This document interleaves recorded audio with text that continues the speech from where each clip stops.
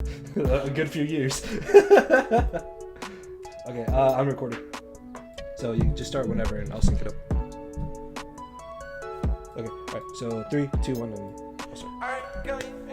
3, 2, 1. Hey, ¿qué pasa YouTube? aka what's up YouTube? Welcome to the Teambuilder for week number 2 of the second season of the TBL. We are your returning champions, the Death Valley Incineroars. I say we because I am not alone. We got our tag team championship partner over here. It's a tag team champion partner. Tag team champion. Still looking for a new teammate. What's up, Shuckleking here? Hello? Okay, I'm the reason we won week 1, first of all. SixFtHax was a great pick. Okay. SixFtHax carried. Thank you very much. Sure, okay. As long as we don't gotta bring it the rest of the season, we're fine.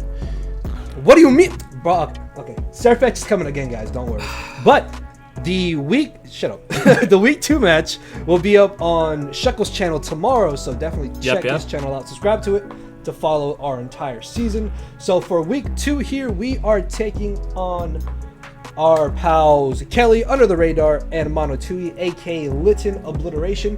Kelly is the commissioner of the TBL, so definitely check him out. I don't think Mono's going to be uploading this season, but Kelly definitely is, so subscribe to him for that content of the TBL and any other draft league content you might like.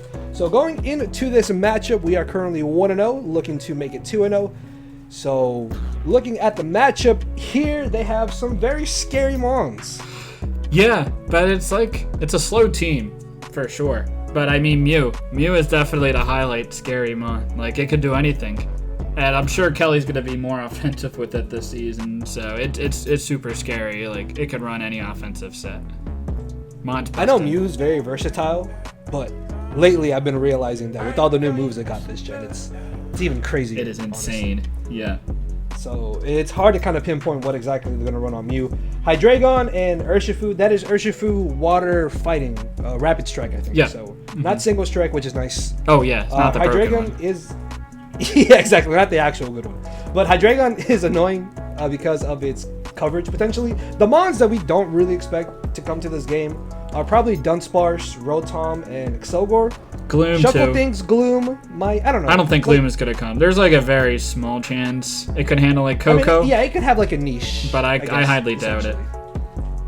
Yeah, so yeah, then like the last bottom 4, like Rhyperior, in my opinion, makes a lot of sense for this game because it's obviously their only ground type and probably their best answer to Tapu Koko. Exactly. Which even if it does come, it's probably going to be Rindoberry for Grass Knot. Although to be fair, like a banded Rhyperior's a little bit scary, honestly. Oh yeah, but we have like Ferrothorn plus Uxie. So between those two, we should be okay-ish. It's still going to be a menace, so. It's definitely going to be a problem. Anything else? I guess Excelgor. Excelgor like it spells Dragapult, but it doesn't do anything to it. So I'm not really, and it doesn't do anything to Coke. Like it has Sludge Bomb, but like Ferrothorn is also a pretty hard answer to it. So, and Mandibuzz just defogs. So I don't think Excelgor comes. Yeah, I think those top 7. If it does, it might be like Spike Stack. Oh yeah, they would have to be. So I think those top 7 are pretty realistic. Any of those could come. Probably I'd say Rhyperior over Vaporeon, but I think any of those 7 could come. That makes sense. Yeah, definitely Togekiss, Registeel are coming because they just check a lot of our offense, and then Vaporeon with like Flip Turn and Wish is also really nice. So as you can see on our screen here, our first team member, of course, is going to be Undertaker, the legend himself, Dragapult, rocking a nice standard set. Actually, if this was like the standard OU set. Yeah, basically. I mean, not with this much bulk, but yeah. No, it's like a... Oh no, not the EV spread wise, but like the move set. Well, like the moves are the same thing, which is actually kind of funny because in this matchup, it definitely does put in a lot of work. Hex is mainly just there so we can status the Registeel, because if we are able to burn that, then that means Hex is doing a little bit more damage, unless they're like Rest Talk Registeel. I guess there's no... Well, even if the Rest Talk Registeel, we still Hex 6, it's half status. So, yeah, we 3 a KO Registeel if it has status. So that's pretty nice. And Hex, obviously, is pretty good if we can get Toxic Spikes up, because they don't have a grounded poison outside of Gloom, which borderline is not a real mon. Yeah, that's fair. So unless, again, like Gloom has like little niches definitely more than the Dunsparce and like Rotom would in this matchup. Yeah. But if they don't bring that, then T-Spikes along with Hex here from SpellTag is going to be doing so much ridiculous damage. Of course, Dragapult being so speedy means that we don't got to run too much speed, and then we can invest into our bulk. And Will-O-Wisp is also nice to potentially hit the Togekiss, so we can do more damage later with Hex. Although we're probably just going to be U-turning against that, to be honest. Yeah, exactly. We don't want to get T-waved. Yeah, so the name of the game is to status and hopefully Hex late game, much like week 1, but Specs doesn't have as much liberty this matchup, unfortunately, due to Togekiss and Registeel. So, yeah, Dragapult, obviously, always going to have a good matchup. Next up, we have Nidoking here, aka Honky Tonk. Yeah, now try to get T-Spikes up really as soon as possible. Their removal isn't great. Like, they have Mew. The Mew's not going to be removal. I think Kelly has some morals. Hydreigon, like, we pressure it pretty hard. I don't think it's going to be running Defog either. So, like, Togekiss could be their Defogger. Probably makes the most sense because I don't think Rotom's coming. And, like, obviously we're Nidoking, so we don't care about a Togekiss unless we get flinched to death. That would be unfortunate.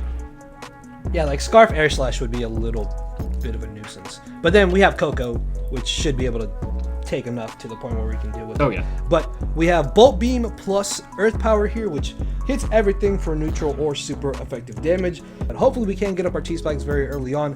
Because of the speed tiers here, we can afford to run near max HP. So not only are we able to deal out a good amount of damage, but we can definitely tank 1 or possibly 2 hits if needed. Yeah, I think that was just speed creeping, like no speed Mew or something. I'm pretty sure that's what the speed was for. So next off, we have Black Adam, aka Tapu Koko here.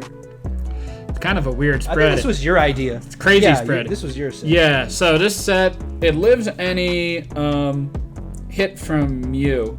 Because Mew could be like Gunk Shot, it could be Earthquake. We take any Earthquake because of Shuckleberry, but even if it's like Gunk Shot or Sludge Bomb, we should live any Mew hit. And we should do pretty decent damage in return. I mean, I would doubt that they're like really physically offensive Mew. Probably like a special Mew makes sense. And if they are like a bulky Calm Mind Mew, then we'll always beat it with Taunt plus Nature's Madness. And hopefully we got T-Spikes up, so that way I won't be able to defog, even if like Mew is the defogger by any chance. Yeah, but if it's defog, then that means we don't got to worry about setup. Exactly. More offensive variant. And to be fair, like Fat Mew is probably their best switch into our offensive Nidoking. Yeah. So that could definitely be running defog if it was like just a super fat Mew in general. And the nice thing about this too is that with Nature's Madness, we're getting off an instant 50% on Registeel. Yep. And if the rest talk, then we have Terrain, or if there's some type of berry, then we can proc that very early on. And then Taunt is really nice to stop Wish from Vaporeon. Yep, that too. And potentially Roost from something like, I was going to say Hydreigon, but we have Gleam, so I guess that doesn't make much sense. But you get what I mean. Yeah. Like we can just, oh no, actually Roost on Togekiss, I guess, yeah. Togekiss. If they like know our moveset or something. Yeah, and plus like Rhyperior with Brindleberry is such a safe switch in to Tapu Koko. So even 50% off on that is going to be really nice early on or middle way through the game. Yeah, exactly. Yeah, and we have answers to Rhyperior anyway, but this can do a pretty decent damage. This also takes a Shuckleberry is also there for like Hydreigon. If it's like Specs, Earth Power, or like Earthquake, we take those hits. So this Koko should beat any Hydreigon. It's definitely a really good pivot here in this matchup. Next up, we have Nigel, aka Ferrothorn, with a mixed defensive set. I think we were flip-flopping between different sets on this Ferrothorn. We couldn't really settle on what exactly we 100% wanted, but the nice thing about this Ferrothorn is that while it's not really here to do a lot of damage, because there is a good chance they're not bringing removal, then us getting up Stealth Rocks along T-Spikes is going to be amazing. Their grass type is also Gloom, which already is just has a terrible matchup, so Leech Seed is basically just free. Yeah. And the nice thing about Thunder Wave is that with Octoberry, we can take a fire move from Hydreigon or from Togekiss, and then in return, we can paralyze them. Paralyzing Hydreigon just makes it a lot easier for us to deal with it in general. It's not really that much of an offensive threat at that point. And then if we paralyze Togekiss, that makes it better for our Nidoking and our Dragapult, because now Dragapult's hexes are boosted, which is amazing. Yep. Yeah, no, this Ferris should do decent work. And with Leech Seed, it should stay pretty healthy even though we don't have leftovers recovery. Yeah, especially because we can basically just spam Leech Seed essentially after giving up rocks, which is going to be really, really nice. So this can definitely come in, tank some hits, and just be a giant nuisance in theory. Next off, we have, of course, our Week 1 MVP, Mr. SixFtHax, aka Teddy the Knight here, rocking the Assault Vest set. Now, this set is actually really, really cool. I'm not going to take credit for this, so I'll let Shuckle go over it because I think this was his idea with Steadfast. Oh, this is my idea. I don't want to bring SixFtHax. I had the brilliant idea of bringing SixFtHax. You added the possible idea of the. Oh yeah, AV was really nice. And First Impression just hits so hard. It hits the Mew, hits the Hydreigon, like two really potentially fast offensive threats. Like we always revenge those with First Impression, which is great. Close combat. You don't have a great switch in outside of Togekiss, but obviously we have Poison Jab to hit that pretty hard. We might add speed, but certainly we'll add speed after a steadfast flinch from a Togekiss. They do go for the Air Slash, which is great. Unless if they're Scarf. I don't think they're going to be Scarf in this game, though. So the speed allows us to add speed Togekiss at +1 speed, and then we'd be doing pretty decent damage against the rest of the team. We probably outspeed Mew even and go for a knockoff there. So yeah, hopefully this set puts in decent damage even though we're bringing SixFtHax, which is unfortunate. Yeah, like you said. Also, AV allows us to live any Mew hit, which is nice. Yeah, like you said earlier, First Impression does like so much ridiculous damage. Plus, there's a good chance that they're not going to be Protect on Hydreigon or Mew. And if they are Protect, then that means they don't have a coverage or recovery or offensive move, which just basically makes the rest of our team even better. So yeah, max attack, SixFtHax comes in, clicks a button, something is getting smacked. Even if we just knock off like Boots or something from Togekiss, that is very, very good for us. So this is able to put in a lot of work, hopefully, much like Week 1, I might add. And then moving on to our final set, which is the one set I actually wanted to put a lot of work here. So I suggested sub-offensive Uxie. But after looking at matchups, I think Shuckle mentioned Calm Mind and Draining Kiss, which is actually really smart. With the conjunction of the special attack boost, then Draining Kiss is able to recover so much HP. Yeah, no, that's definitely pretty clutch. And like, we're like, it's just, Uxie's like pretty bulky. I'm actually not too upset about with this Uxie pick anymore. Like it lives Togekiss hits. We should live Registeel hits, Vaporeon hits. Like, there's a couple somewhat passive Muns that Kelly has in his team, and like if he just lets us get a free substitute, it could be a little bit problematic. Yeah, basically this doesn't touch Registeel, but no, as you saw from the rest of our team, it can touch Registeel. Even Ferrothorn leech seeding Registeel is really leech nice. Seeded. Yeah, and it can't. The Registeel can't be. It's not going to be rest because we have Coco. So like we're going to be able to wear it down pretty quickly this match. Yeah, unless they're very sufficient with like passing wishes off to Registeel, then this set just kind of comes in. It even uses Vaporeon as setup fodder because typically Kelly doesn't run Roar on Vaporeon, so that's not something I'm concerned about. After we get up a +1 in Spadef, Togekiss, unless it's Nasty Plot's not breaking her sub. Yeah, Banded Urshifu does good damage with Surging Strike if it comes down to that, but we still do ridiculous damage back with Psyshock. If we're able to burn Rhyperior, then it's setup fodder.